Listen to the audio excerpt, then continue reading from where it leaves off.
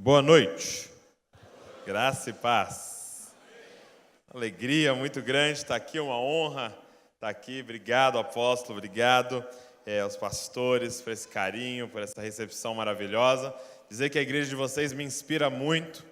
Sou muito ministrado quando venho aqui, só de ver vocês, só de ver a forma que vocês se amam, a forma que vocês vivem já me ministra muito a minha vida, o meu coração. Obrigado. E obrigado pela recepção tão calorosa, vocês são muito queridos. Fiquei muito feliz quando parte de vocês foi lá em Bragança, numa terça-feira. Foi muito legal recebê-los lá. Para quem não me conhece, eu sou o Douglas, esposo da Val. E eu e a Val temos 2 filhos, a Luiz e o Davi.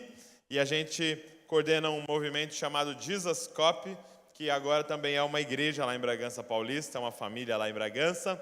E a gente tem feito esse trabalho online aí, e cuidado de umas pessoas, tem sido muito bom, tem sido muito gratificante poder participar daquilo que Deus está fazendo. E o que Deus colocou no nosso coração é que você é uma cópia de Jesus.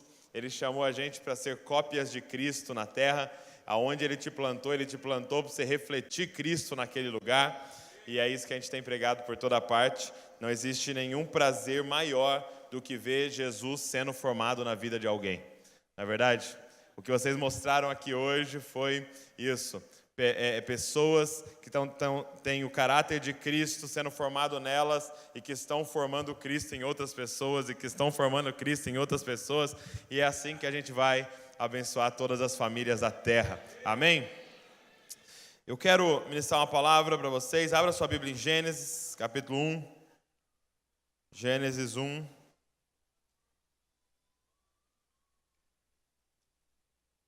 Verso de número 26. Gênesis 1, 26.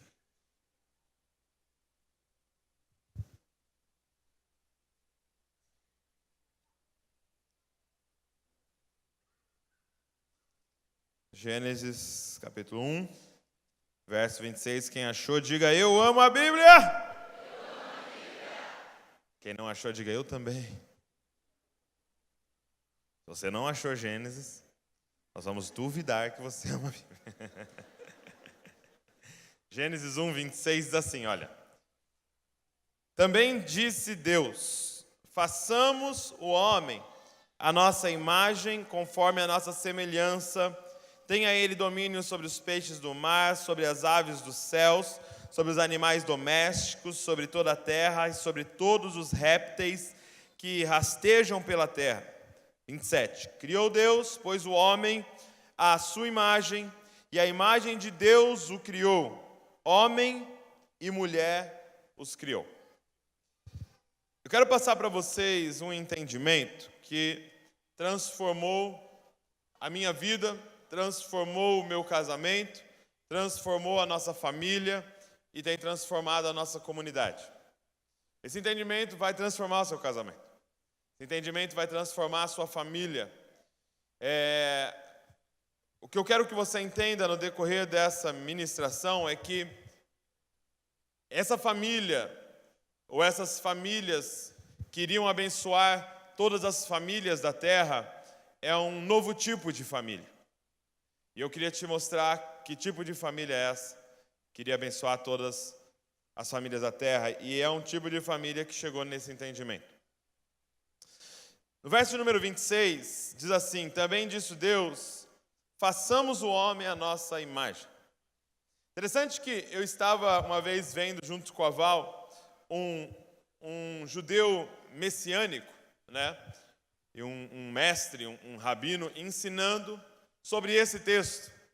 E ele disse que para os judeus que estudam muito e principalmente esse primeiro livro, que é cheio de mistérios, né? Eles têm uma certa dificuldade com esse texto em especial, com esse versículo em especial. Por quê? Porque o verbo fazer está sendo conjugado na primeira pessoa do plural. Deus está dizendo, e disse Deus, façamos. E a pergunta que fica é, por que não eu vou fazer? E por que façamos? E nós sabemos porque ele está dizendo façamos, porque o nosso Deus é trino, o nosso Deus é a comunhão perfeita de três pessoas, a pessoa que a gente chama de Trindade, que é o Deus Pai, que é o Deus Filho, que é o Deus Espírito, que vive numa perfeita comunhão, uma perfeita koinonia desde a eternidade. Então, esse Deus Trino diz: façamos o homem. E é interessante que ele diz: façamos o homem a nossa imagem e semelhança. E aí chega o verso número 27 e diz assim: criou Deus, pois, o homem à sua imagem. A imagem de Deus o criou. Agora, se você olhar no original, e a pastora estava falando do original, eu acho que é maravilhoso quando a gente olha. No original está escrito: criou Deus, pois, Adão. No original, o homem, na verdade, é a palavra Adão, Adam. Está escrito: criou Deus, pois, Adão, a sua imagem e semelhança. A sua imagem, a imagem de Deus os criou. Então ele começa no singular e termina no plural. Ele diz: criou Deus, Adão, a sua imagem. A imagem de Deus os criou. Homem e mulher os criou. O que eu queria explicar para vocês é que Adão não era um homem. Adão era um ser coletivo. Adão não era o macho. Adão era um ser coletivo. Tanto que ele diz: criou Deus Adão. Homem e mulher os criou. E homem e mulher é Ish e Isha, ou seja, é macho e fêmea. O que está dizendo o texto é: Deus criou o homem, e o homem era um ser coletivo. Deus criou Adão, e Adão era um ser coletivo. E tinha o Adão macho e tinha o Adão fêmea. E quando eles tivessem filho, ia ter o Adão criança, e o Adão bebê, ia ter o Adão, porque todos eram Adão. Porque se ele é um Deus trino, se ele é um Deus que é pessoas em perfeita comunhão, se ele vai criar um ser à sua imagem, o que ele tinha que criar? Um ser que vivesse em perfeita comunhão com ele mesmo. Ou seja, Adão, em sua essência, não era uma pessoa. Adão era um ser coletivo. Tanto que Eva só ganha nome no capítulo 4 de Gênesis, que é pós-queda. No jardim não existia o nome Eva. Existia varão e varoa. Existia o macho e a fêmea, mas eles eram um. O que eu quero dizer com isso? Eu quero dizer para vocês que no Éden, no paraíso, todos os verbos eram conjugados na primeira pessoa do plural.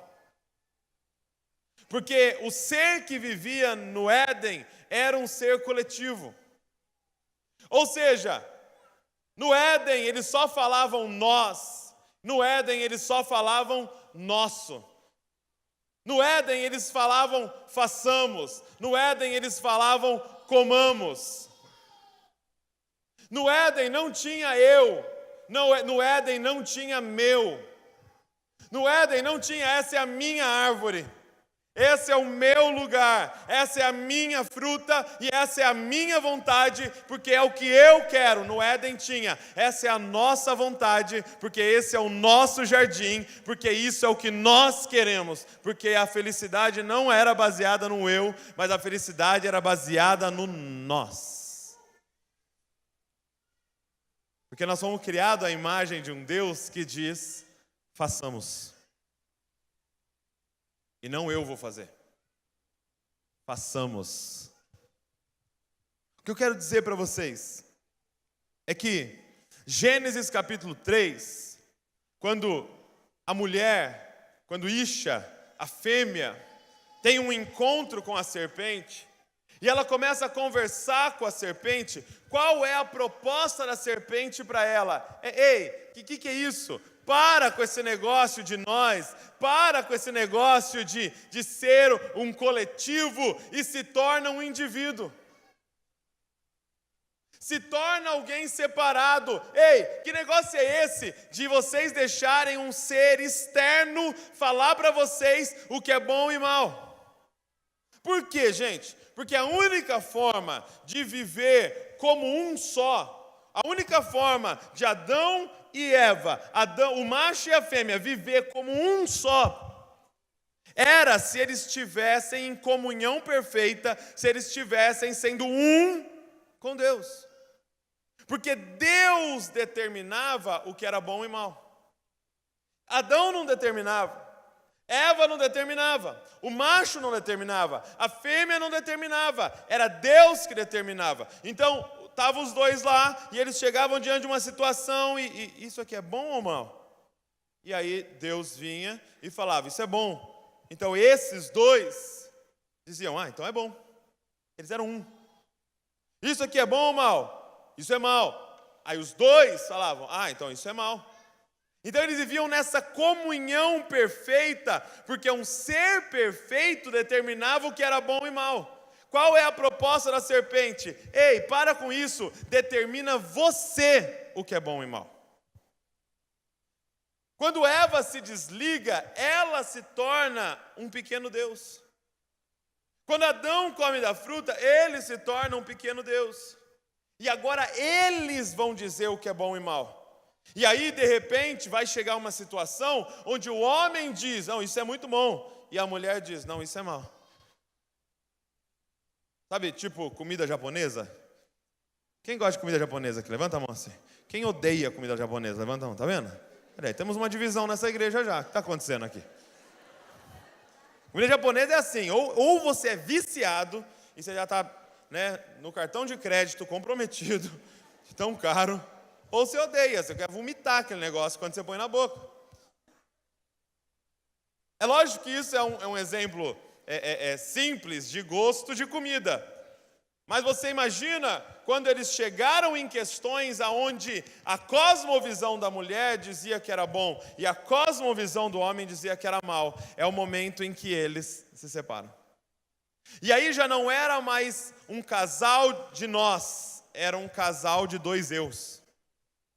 Gente, você sabe qual é o principal motivo de divórcio? Se você perguntar para um advogado qual é o principal motivo de divórcio, é o que eles chamam tecnicamente de incompatibilidade de gênero.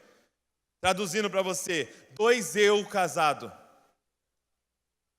Que disseram assim, mas eu gosto de não sei o quê, mas eu gosto de não sei o quê, mas eu quero ser feliz, e eu quero ser feliz. E aí eles chegam à conclusão, não dá para andar junto, porque eu quero isso e ela quer aquilo. Eles nunca viraram nós.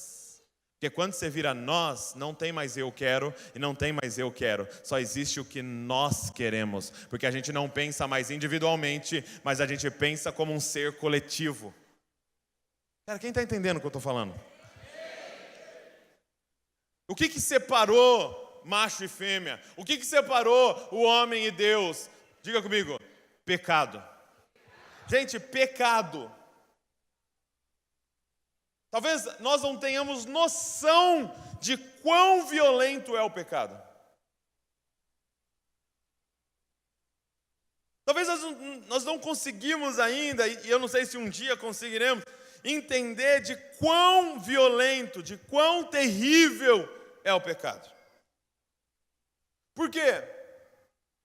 Porque o pecado, gente, fez algo impensável. Eu disse para você que Deus, Ele é trino. Que Deus é essa comunhão perfeita de Deus Pai, Deus Filho e Deus Espírito. Só que Deus, gente, esse Deus trino, Ele é eterno. O que é ser Deus? Ser Deus é o ser que nunca foi criado. É o ser que nunca foi criado. Portanto, se ele nunca foi criado, ele existe desde a eternidade. Ele existe na eternidade passada e ele vai existir na eternidade futura. Não tem começo e não tem fim. Ele nunca foi criado, ele sempre existiu. Então, na eternidade, e não dá nem para imaginar o que é a eternidade, porque milhões não definem, bilhões não definem, trilhões não definem o que é a eternidade. Então, na eternidade, eles estão juntos, vivendo em uma comunhão perfeita, o Pai, o Filho e o Espírito perfeitamente em comunhão. Agora eu te pergunto, o que poderia separar algo que vive desde a eternidade em comunhão?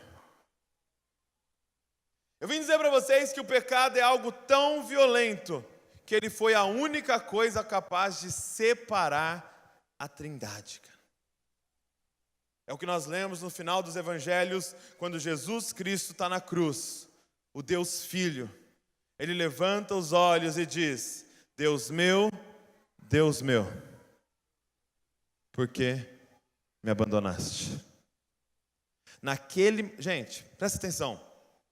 Jesus estava sofrendo antes de ir para a cruz.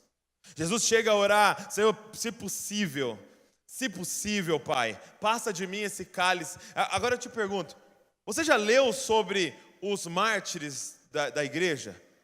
Você já leu a história dos mártires? Gente, os discípulos de Jesus morriam cantando. Os discípulos de Jesus morriam crucificados de ponta cabeça, cantando hinos. Apedrejados, cantando hinos. Antes de ser decapitado, o cara estava cantando louvores. Por que o mestre não estava cantando? Qual era a diferença do que os mártires passaram para o que Jesus passou? Por que ele estava tão angustiado? Por que ele estava tão desesperado? Porque o problema ali não era a dor física. O grande lance dele não era a coroa de espinhos, não eram os cravos. O sofrimento dele é que ele teria que passar um período sendo eu.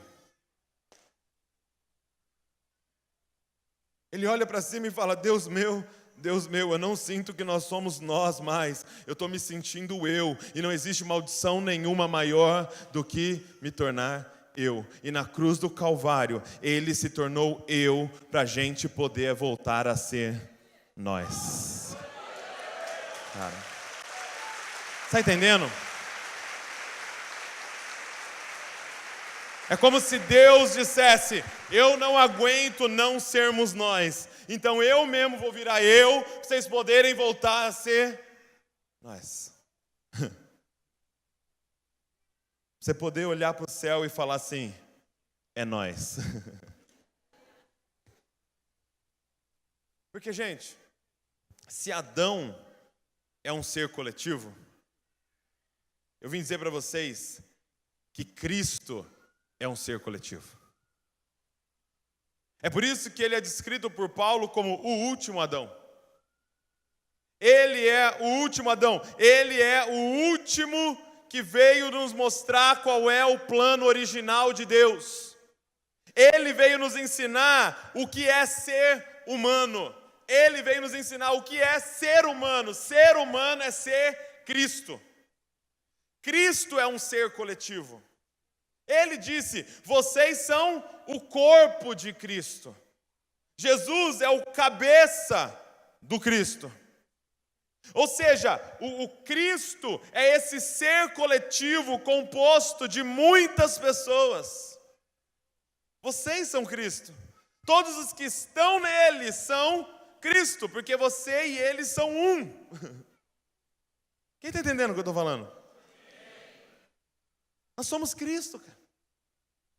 Paulo vai dizer em Gálatas: ei, não existe mais grego, não existe mais judeu, não existe mais bárbaro, não existe mais gentil, não existe mais mulher, não existe mais homem. O que existe é Cristo. Então é o Cristo de barba e o Cristo sem barba. E é o Cristo negro, e o Cristo branco, e o Cristo advogado, e o Cristo médico, e o Cristo mulher, e o Cristo cozinheira, e o Cristo criança, e o Cristo adulto, e o Cristo mais gordinho, e o Cristo magrinho, e é o Cristo. Não tem outra coisa entre nós, senão Cristo. Porque nós fazemos parte dele. Ele é esse ser coletivo que somos nós. Gente, Jesus veio nos ensinar o que é ser Cristo.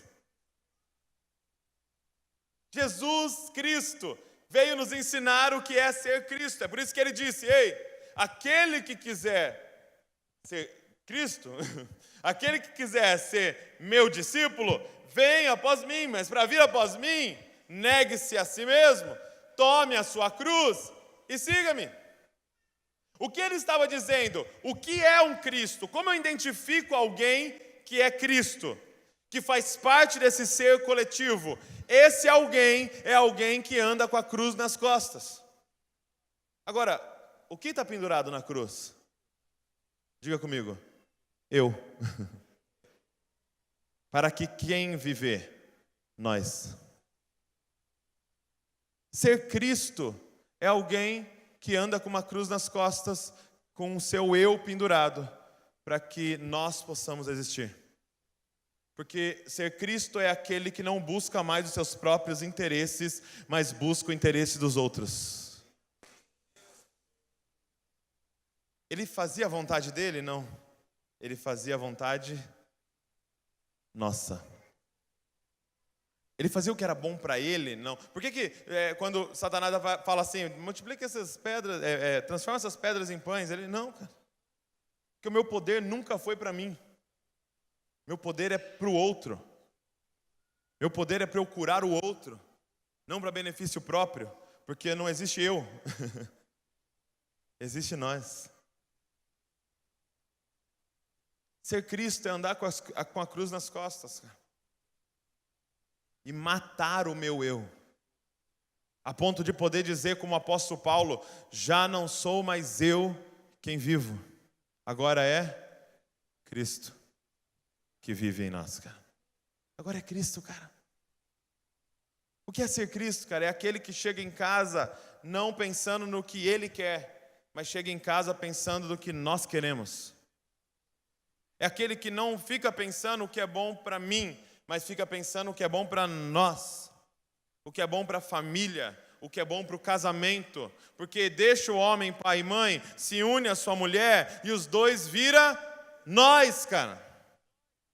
Não tem mais eu, não tem mais a sua vontade, tem a nossa vontade, tem o que é bom para nós, tem o que é bom para a família, para o casamento, tem o que é bom para Campinas, o que é bom para o Brasil.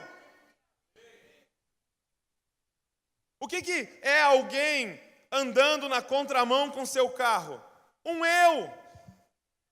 O que é alguém baixando o vidro e jogando uma latinha para fora? Um eu. O que é alguém roubando no governo? Um eu governando. Nós não precisamos de eus evangélicos no governo, nós precisamos de nós no governo. De pessoas apaixonadas por um ser chamado brasileiros. Quem está entendendo o que eu estou dizendo, cara? Sabe, quais são as famílias, qual é o novo protótipo de família que Deus quer, que vai abençoar todas as famílias da terra? São famílias que entenderam que são nós. São famílias que compreenderam, não é é nós, cara. E qual é o nosso desafio? Pensar coletivamente, pensar família, pensar nós. E qual é o nosso desafio? Treinar filhos para ser nós. Porque, gente, posso ser sincero com você? Nós estamos criando um bando de eus. Nós estamos criando um bando de eus, cara. Eu vi o pastor Luciano Subirá falando algo que me confrontou muito. Ele disse que chegou para um amigo, né? E disse assim para ele, o amigo tinha um filho, né? Um filho único. E ele perguntou assim, e aí, você não vai ter mais filho? Tal, aquela pergunta que sempre fazem, né? E aí ele respondeu assim, ô pastor, não, imagina, filho dá muito gasto, pastor. Meu Deus, filho, dá muito gasto, só a escola desse menino, não sei quanto, e tal, e infelizmente a gente não está sem condições, tal. Então, ele estava dizendo que filho dava muito gasto. Se gasta muito para você ter um filho. E essa é uma realidade. Por quê? Porque nós queremos dar o melhor para os nossos filhos. Isso é ótimo. Mas aí, o pastor Luciano disse algo que eu nunca tinha parado para pensar. Ele falou, o conceito de filho foi completamente mudado na nossa cabeça. Por quê? Porque antigamente, e há alguns bons anos atrás, filho era lucro. Quem tinha mais filho, tinha mais mão de obra na fazenda. Mais um. É menino então? O pai saía para brigar com o fazendeiro do lado. Quem tinha mais filho, meu irmão? Um vinha com 6 filhos, o outro vinha com 10. Quem vai ganhar? Por quê? Porque o conceito era, presta atenção no que eu vou falar. Mais um filho, mais alguém para trazer algo para a família. E agora o nosso conceito é mais um filho, mais alguém que a família vai ter que dar algo para ele. Porque a gente está criando um bando de eus. Nós estamos criando um bando de individuais, porque a gente pensa assim, mas como eu vou ter mais um filho? Eu não tenho como eu ter mais um quarto na casa. Eu lembro, cara, que eu dormia em 4 no quarto. Isso foi maravilhoso, que você é obrigado a ser nós. Quem viveu isso aí? É nós, cara, não tem minhas coisas, não tem meu guarda-roupa, tem o nosso guarda-roupa. Não tem meu tênis. E aqueles que são muito próximos, né? Meu tênis, minha roupa, não tem. Seu irmão do seu tamanho, já era. E cara, isso é extremamente saudável, porque não tem depressão em 4 filhos morando no mesmo quarto. Tá depressivo, não dá tempo de dar depressivo. Tem um irmão pisando no seu pé, já você dormindo. Eu lembro que eu dormia na beliche de cima assim, minha irmã na de baixo, meu outro irmão na cama que saía assim de baixo, para descer da beliche, meu irmão, para não acordar o último, terrível. Eu falei xixi assim, meu Deus, e agora? Acordar todo mundo aqui para ir no banheiro. Porque era nós, cara. Gente, será que nós não estamos criando um bando de eu?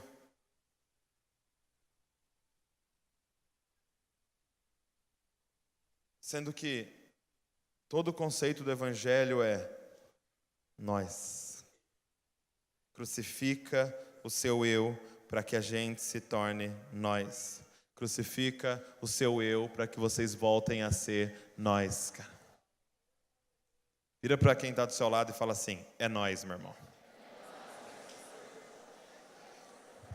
Sabe? O que é salvação, gente? Eu digo que o casal precisa se tornar esse ser coletivo. Sabe, foi muito interessante esses dias, o Thiago, né, primo da Val, trabalha com a gente, ele encontrou com a Val e ele começou a contar uns negócios que tinha acontecido para a Val. E a Val, quando foi ouvindo, falou para ele assim, nossa, quando você fala isso, eu lembrei de uma história, não sei o quê. Aí ele contou um outro negócio, ela falou, nossa, inclusive o fulano, e contou não sei o quê. Aí eu cheguei mais tarde, e ele veio me dar as mesmas informações. Eu contei exatamente as mesmas histórias para ele. Eu falei, nossa, quando você fala isso, eu me lembrei de... Ele falava, a Val já falou isso. Aí ele falou um outro assunto, aí eu falei, nossa, quando você fala disso, inclusive... E ela falou, a Val falou isso. Por quê? Porque você começa a estar tão conectado que começa a ser uma só mente, cara. Começa a ser um só coração. Começa a ser uma só vontade, cara. Vocês começam a pensar igual. A Val grava vídeo e com frequência tem comentário, nossa, você fala igualzinho Douglas. Talvez eu que fale igualzinho ela. Porque vocês vão se tornando uma só carne. A ponto de o ideal é o filho chegar para você e falar, pai, posso não sei o que lá? E você fala, não, filho, por causa disso, disso e disso. E aí tem uns manipuladorzinhos que vai no outro cômodo e acha a mãe. E faz a mesma pergunta para a mãe. Qual é o ideal? Que a mãe, sem ter ouvido o pai, dê a mesma resposta, cara. Porque eles se tornaram um. E os filhos observando isso, falam, meus pais são um. Não dá nem para eu dar um nó neles, porque eles têm a mesma mente, eles têm o mesmo coração. Eles são um, cara. E a nossa família é esse protótipo, esse novo tipo de família que vai abençoar todas as famílias da terra, que vai dar água na boca do pessoal do seu serviço quando for visitar a sua casa e ele descobrir que não é um bando de eu lutando para ficar junto, mas é um nós, é um pessoal que se tornou uma coisa só, cara. Sabe, diante de tudo isso, gente, o que é salvação? O que é salvação? A forma que nós compreendemos salvação foi mais ou menos assim. Era como se Através de uma pregação, ou através de um livro, ou de uma ministração no YouTube, de alguma forma, o Espírito Santo pega você, naquele momento, e leva você a 2000 anos atrás, coloca você no pé da cruz, e de repente você contempla o Cristo crucificado, e vem uma certeza no seu coração, que Ele está sendo crucificado, que Ele está sendo morto no seu lugar. Uma certeza invade o seu coração de alguma forma, de que aquilo que está acontecendo naquela cruz está perdoando os teus pecados. E as coisas que você fez, por piores que foram, você está perdoado. Essa dívida foi rasgada. E uma paz invade o seu coração com essa certeza do perdão de Deus por causa da cruz de Cristo. Amém? É uma obra do Espírito. É Ele que revela isso a nós. Só que muitas vezes nós contemplamos aquele Cristo crucificado, e Ele morreu pelos nossos pecados, mas aí a gente sai daquela cena, e a gente volta para a nossa vida, e a gente faz pecados de novo, a gente erra de novo, e aí a gente volta lá para a cruz e fala, está lá ainda? Morreu ainda pelos meus pecados? Morreu. Estou perdoado. Aí você volta para a sua vida. Aí você faz aquele monte de coisa de novo. Aí você volta lá no domingo. Morreu aí? Está lá ainda, está lá. Aí o pastor tem que falar para você que está lá ainda de novo. Está lá, estou perdoado. E você volta para a sua vida. E você volta para o pé da cruz. E você volta para a sua vida e volta para o pé da cruz. Deixa eu dizer uma coisa para você. Isso não é salvação. O que a Bíblia explica que é salvação? Salvação, gente, é quando o Espírito pega você, leva você para aquela cena. Por revelação, você entende, Cristo Jesus morreu na cruz. E de repente o Espírito pega você e faz você se tornar um com Cristo. Então quem está naquela cruz? Eu. Você e Cristo se tornam um, e você e Cristo são crucificados, e você e Cristo morrem, e depois de 3 dias, você e Cristo ressuscitam, e você e Cristo têm uma nova vida. Você morreu naquela cruz, não dá para voltar para a antiga vida, porque não tem antiga vida. As coisas velhas se passaram, tudo se fez novo. Você é uma nova criatura. Por quê? Porque você virou um com Ele. Lembra no batismo? Você morreu, cara. Com Ele você morreu e ressuscitou com Ele para uma nova vida. Gente, ser salvo é se tornar um com Cristo Jesus, a ponto de ter a mente de Cristo. Assim como eu estava dizendo no casamento, que os dois começam a pensar parecido. Ser um com Cristo é isso, é você se relacionar tanto, estar tão próximo dEle, a ponto de você não saber o que são os seus pensamentos, o que são os dEle. A ponto de você não saber mais o que é sonho seu e o que é sonho dEle, porque não existe mais eu e Ele, existe mais. É você olhar para o céu e falar, é nós, cara. É nós somos um. É por isso que até algumas expressões nossas começam até a perder o sentido quando você compreende. Por exemplo, se eu venho com a tua presença, você é um com Ele. Ele já está presente, você e Ele são um. O tempo todo Ele está presente. Você vai dormir, Ele está presente. Você acorda, Ele está presente. Você está trabalhando, Ele está presente. E quando você está acessando a internet, Ele está presente. Se você for no banheiro, Ele está presente. Porque não dá para separar o que Ele uniu. Vocês são um. Só que se eu e Ele somos um, e a Val e Ele são um, eu e ela somos um. E se Ele é um com Cristo e eu sou um com Cristo, eu e Ele somos um. E vocês todos são um, cara. E você começa então a compreender que aqui dentro hoje não existe mais eu. Só existe nós, cara. E aí você começa a compreender que, por exemplo, evangelismo mudou. Porque como é que é o nosso evangelismo? Vou fazer uma demonstração aqui. Eu vi um pastor fazendo um mini teatro que eu achei muito legal. Vou convidar esse rapaz aqui, por favor, para ser Jesus Cristo, né? A cara de Jesus. E eu vou convidar esse aqui, por favor, para ser o perdido. Completamente aleatório, tá vendo? E eu sou salvo, porque eu escolho os papéis, né?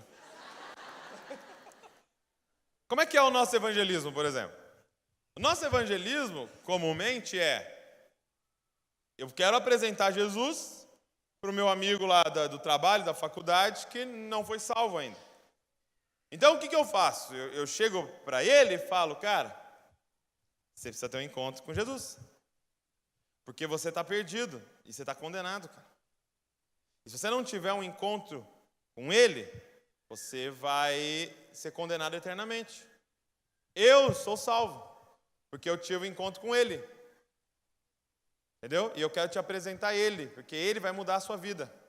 Sua vida nunca mais vai ser a mesma depois de ter um encontro com ele, assim como a minha nunca mais foi a mesma depois que eu achei ele. E ele me achou, e e ele me salvou.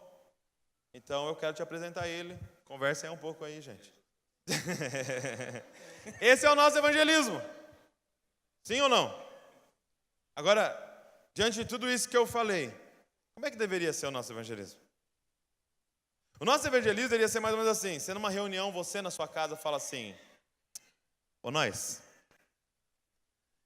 eu encontrei um cara que não sabe que é nós, que não faz parte de nós. Ele anda pela vida achando que é eu.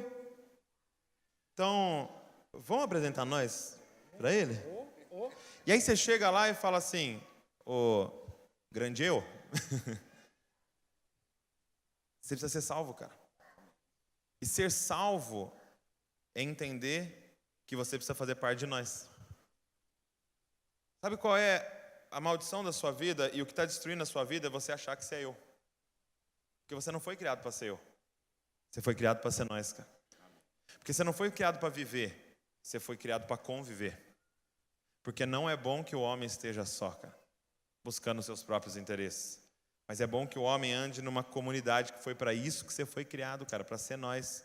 E enquanto você estiver tentando achar a sua vida, você vai perder. Mas se você perder o seu eu para virar nós, você vai achar a sua vida, cara. Então eu queria te convidar para ser nós, cara. Você topa para ser nós, cara? Aplauda o Senhor para esses atores maravilhosos.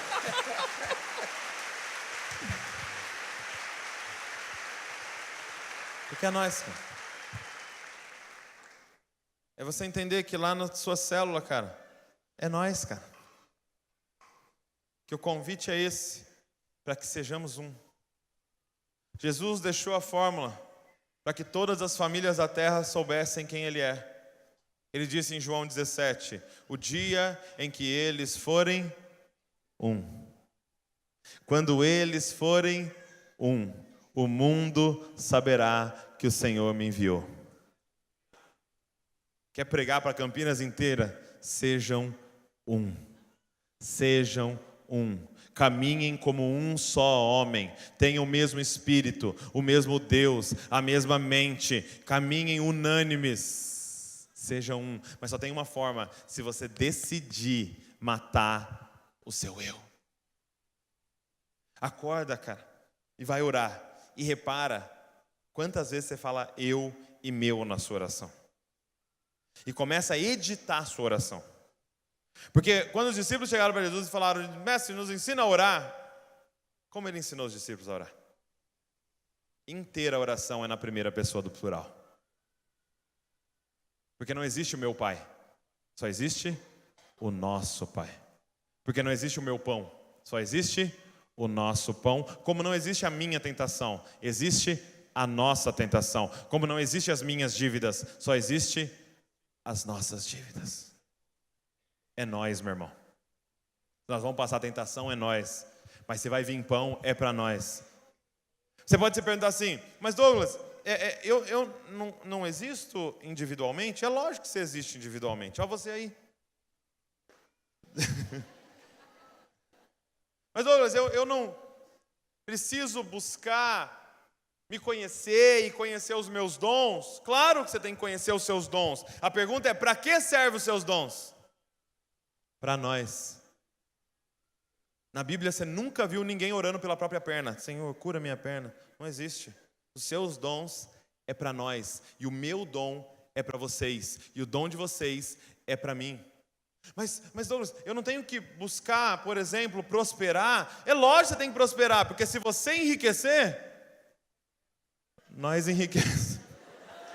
E se você comprar um carro novo, nós temos um carro novo. E se você comprar uma casa, nós temos uma casa. E se você estiver melhor, cara, nós estamos melhores, cara. Porque nós somos um, cara. Nós somos um. Entenda isso, nós somos um. Talvez, gente, nós compreendemos errado um versículo chave da nossa fé. A Bíblia diz assim: ame o teu próximo como a ti mesmo. Como que eu sempre compreendi esse versículo? Eu precisava calcular quanto eu me amo para aplicar no meu próximo a mesma intensidade de amor que eu tenho por mim. Eu aplico no meu próximo. Eu penso lá, de 1 a 10, quanto que eu me amo? 11. Então, eu preciso amar nível 11 o meu próximo. Porque eu preciso amar meu próximo como a mim mesmo. Mas eu queria te propor uma outra interpretação. Talvez o que a Bíblia estava dizendo o tempo todo era: ame o teu próximo, entendendo que ele é você mesmo. Que ele e você são um.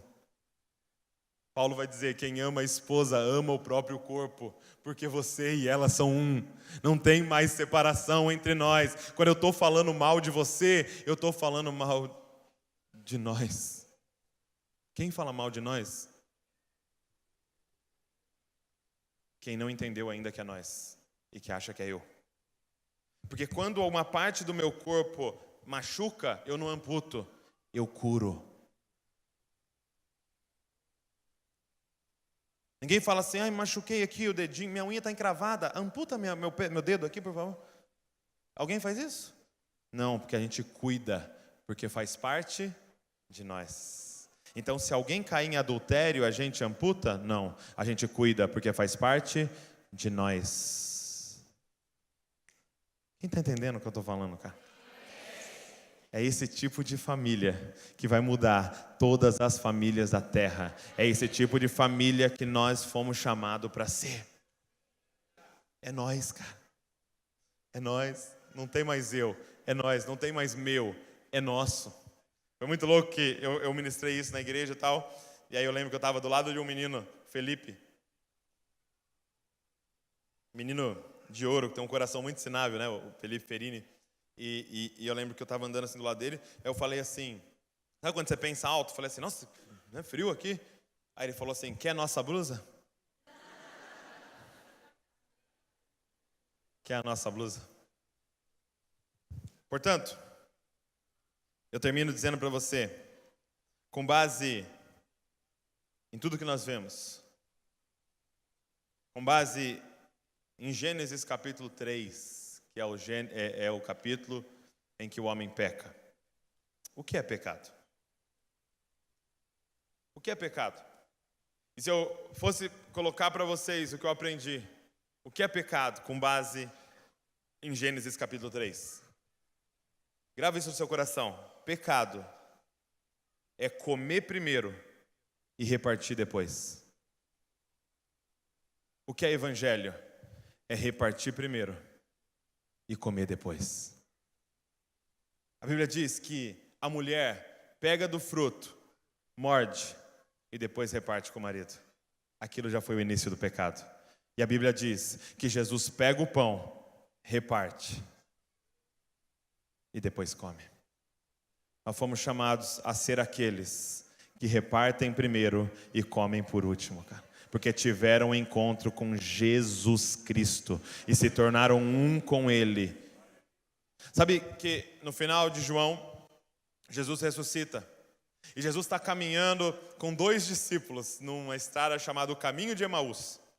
E aí os dois discípulos não reconhecem ele, talvez a fisionomia dele estava diferente. E aí Jesus pergunta para ele: e aí, o que vocês estão conversando? Né? Eles falam: pô, você não está sabendo, né? Todo mundo só fala de uma coisa, esse tal de Jesus apareceu, a gente era discípulo dele, mas ele morreu e tal. E aí ele falou assim: sério? Pô, que coisa. E aí ele começou a mostrar aonde ele estava em todos os livros do Antigo Testamento. Imagina ele falando: sabe Abel? Então, ele era o verdadeiro Abel, que derramou o sangue, mas o sangue não clamava por justiça, o sangue dele clamava por graça. Você sabe Enoque? Então, na verdade, ele foi o verdadeiro Enoque, que andou todos os dias com o Pai, e o Pai o tomou para si. Você sabe Moisés? Então, ele era o verdadeiro Moisés. Sabe Davi? Ele era o verdadeiro Davi, que derrotou o gigante com uma pedrada na testa, cara. Era ele o tempo todo, e o coração deles queimando. E aí chegou em Emaús, os dois deram de entrar, Jesus deu de ir embora, e os dois iam entrar na cidade, pegaram ele e falaram: não, vamos para casa lá, né? Porque quando você encontra alguém que fala da Bíblia assim, você leva para casa, né? Não, vamos para casa, vamos lá, comer com a gente. Então. E aí, eles não tinham reconhecido ainda. De repente, eles estão na mesa para comer. E esse homem faz algo completamente incomum. Eles dão o pão para ele, e ele não morde. Eles dão o pão na mão dele, e ele não come. Ele pega o pão e parte. E quando ele partiu, os olhos deles foram abertos e disseram: é ele. Por quê? Porque Jesus não era reconhecido por uma fisionomia, Jesus não era reconhecido por um tipo de roupa, Jesus não era reconhecido por uma teologia, Jesus não era reconhecido por um sotaque, Jesus não tinha uma língua própria, Jesus não tinha jargões, ele era reconhecido como o homem que repartia primeiro e comia por último, cara. É assim que a gente tem que ser reconhecido. Aqueles que pegam o salário e entende que o salário é nosso, e que os recursos são nossos, e que as nossas forças são nossas, e tudo que nós temos é nosso, cara. Porque nós somos nós somos uma grande família, que vão abençoar todas as famílias da terra, porque as famílias vão deixar de ser eu, para virar nós, que é a grande libertação que Jesus Cristo veio trazer para nós. Se coloque de pé no seu lugar, que eu quero orar junto com vocês.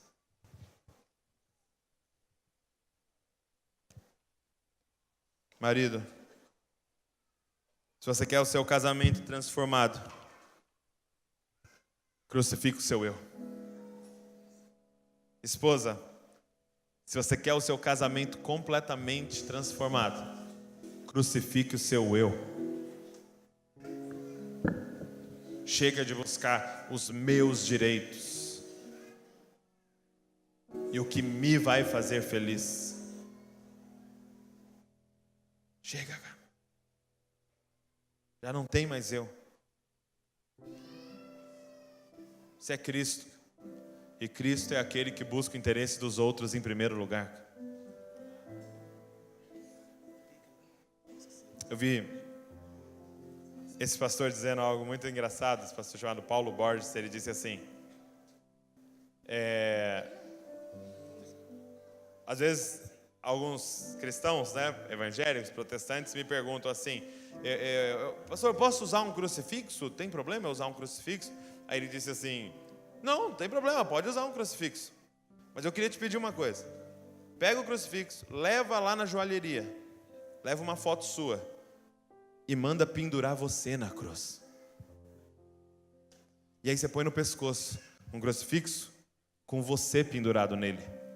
Porque Jesus Cristo já fez a parte dele. Chegou a nossa vez de estar pendurado nessa cruz. E viver pelo outro. E viver buscando o interesse do outro. Sabe, eu queria fazer um grande clamor com vocês. E esse clamor vai ser: Senhor, me liberta de mim mesmo. Porque eu estou escravizado por mim mesmo. E eu estou perdendo a minha vida porque o meu eu está me destruindo, Senhor. Feche seus olhos nesse lugar. Eu queria fazer esse convite, cara, para você que queria clamar aqui na frente junto comigo. Você que queria dar esse grito da alma dizendo: já não sou mais eu quem vivo, cara. E que quer se tornar um nós. Eu queria que você saísse do seu lugar e viesse aqui na frente para a gente clamar junto. Como que um golpe no seu eu, sabe? Sair do seu lugar vai ser um golpe no seu eu, dizendo: eu não quero buscar mais os meus interesses, eu quero ser um com Cristo Jesus, e eu quero ser um com meu irmão, cara. Pai, liberta-me de mim, Senhor. Liberta-me de mim, Senhor. Liberta-me de mim. Para que eu possa viver pela minha família, viver pelo outro, viver pelos meus irmãos, viver por essa casa, Senhor. Sabe, gente, é uma luta diária crucificar o eu. Não é uma coisa para um evento só, é uma luta diária. O seu eu quer vir para fora e você fala: não é os meus interesses, não é a minha felicidade, é a nossa felicidade. São os nossos interesses. É nós, cara. É nós somos um. Nós somos um, Senhor. Papai, eu quero te apresentar todos os teus filhos que estão aqui na frente, Pai. E aqueles também que estão sentados nos seus lugares, Papai. Papai, nós queremos ser um. Por isso nós queremos clamar a Ti: liberta-nos de nós mesmos, Senhor. Pai, eu quero te pedir: liberta-nos de toda mentalidade individualista, toda ambição egoísta, Pai. Senhor, liberta-nos do eu, Senhor. Nós aqui na frente estamos declarando: queremos pregar o nosso eu na cruz do Calvário, Pai, para ressuscitarmos como nós, Pai. Pai, não me deixe ser insensível à dor do outro, Pai, entendendo que ele e eu, nós somos um, Senhor. Pai, eu quero te pedir: faça com que essas famílias cresçam em unidade, faça com que esses casamentos cresçam em unidade, Senhor, e faça com que essa igreja cresça em unidade, Pai. Todo espírito maligno, toda tentativa de Satanás de separar essas famílias, Pai, está sendo frustrada hoje, Senhor. Está sendo desmascarado esse plano hoje, porque aquilo que Deus uniu não separa o homem, Senhor, porque somos nós, e nós é indissolúvel, é inseparável, porque não existe mais eu. Liberta-nos de toda ambição egoísta, liberta-nos do orgulho, liberta-nos, Pai, enche-nos de humildade, enche-nos de mansidão, enche-nos do Teu caráter, Pai. Queremos ser Cristo, Senhor, queremos ser Cristo aonde a gente pisar, queremos ser Cristo aonde a gente chegar, Pai, queremos ser Cristo aonde o Senhor nos plantar, Senhor. Pai, que esses homens e mulheres, em todos os ambientes que eles pisarem, Pai, eles sejam Cristo nesses lugares, Senhor. Liberta-nos de nós mesmos, Senhor. Liberta-nos de nós mesmos, Senhor.